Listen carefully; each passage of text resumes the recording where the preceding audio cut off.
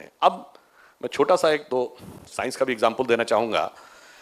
देखिए, मोटिवेशन हमें कई बार साइंस भी बताती है, हम ध्यान नहीं दे पाते बिकॉज ये सिर्फ वो नहीं है, नेचर में everything is connected, in the cosmic world everything is connected. जो आपको लगता है कि ये कंपार्टमेंटल है, कंपार्टमेंटल कुछ नहीं है। पहले एग्जांपल दे दूं तो शायद आपको बेहतर समझ में आएगा। जैसे आज से 50-60 साल पहले कोई ये कहता कि दिल्ली में एक फैक्ट्री चल रही जिसकी वजह से कनाडा में बर्फ पिघल रही है, तो लोग कहते हैं how illogical, how foolish you are, it's not possible. आपने क्या थर्मोडायनेमिक्स नहीं पढ़ी, हीट कंडक्शन नहीं पढ़ा, कुछ मीटर दूर की चीज नहीं पिघला सकती, आप कैसे कह रहे हैं इतने 1000 किलोमीटर दूर पर वो कैसे पिघल रही है? Entire earth is a cosmic unit, वो कंडक्शन नहीं हो रहा है।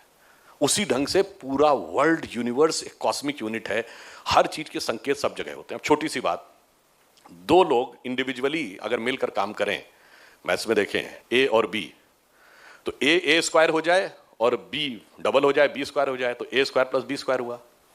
पर अगर ए प्लस बी का होल स्क्वायर कर दीजिए तो क्या हो जाता है? A square plus B square plus 2ab, तो ये एडिशनल मिल जाता है।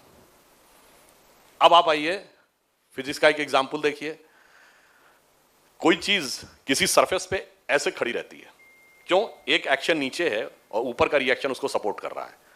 दोनों फोर्सेस अगर एक दूसरे को सपोर्ट नहीं करेंगे, वो अपने अपने फोर्स की तरफ खींच लेंगे, द सिस्टम विल कोलैप्स। और तीसरा उदाहरण देखिए, वो और भी है, जिन्होंने केमिस्ट्री पढ़ी होगी। जब दो एटम्स के बीच में बॉन्डिंग होती है तो दो प्रकार के बॉन्ड होते हैं, इलेक्ट्रोवैलेंट एंड कोवैलेंट। कोवैलेंट वो होते हैं जिसमें दो एटम्स के बीच में एक इलेक्ट्रॉन का साझा हो जाता है, और इलेक्ट्रोवैलेंट वो होता है कि एक ने दूसरे को इलेक्ट्रॉन दे दिया तो वो नेगेटिव चार्ज हो जाता है, जिसने दिया वो पॉजिटिव चार्ज हो जाता है। तो बिकॉज ऑफ इलेक्ट्रिक फोर्स वो एक हो जाते हैं। और दोनों में ज्यादा स्ट्रॉन्ग कौन होता है? Electrovalent bond. इसका मतलब क्या है? प्रकृति भी यह संकेत देती है कि जब आप त्याग करते हैं तो बॉन्डिंग ज्यादा मजबूत हो जाती है। अविद्या में जीरो एक एंटिटी है और विद्या में जीरो एक अनुभूति है। इसलिए अविद्या के लिए न किसी गुरु की जरूरत है, न पात्रता की जरूरत है, न अपने अंदर कोई परिवर्तन लाने की जरूरत है। जाइए पढ़ लीजिए।